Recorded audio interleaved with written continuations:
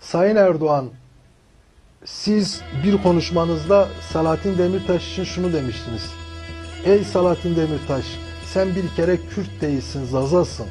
Ki doğrudur, Zazadır, Kürtçülük yapıyor.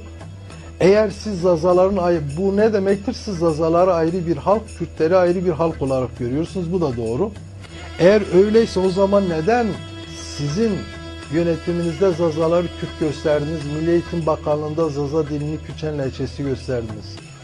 Bizim sunduğumuz başta UNESCO olmak üzere dünyada birçok dil bilimci, bilimsel olarak raporlarını size sunmamıza rağmen, Zaza dilinin dil olduğunu bu bilim insanları söylemelerine rağmen, Zazalar ve Kürtler birbirini anlamayan iki dil olduğunu söylemelerine rağmen, siz neden siyasi düşünceyle Zazaları getirip, Zaza dilini getirip Kürtçen lehçesi saydınız?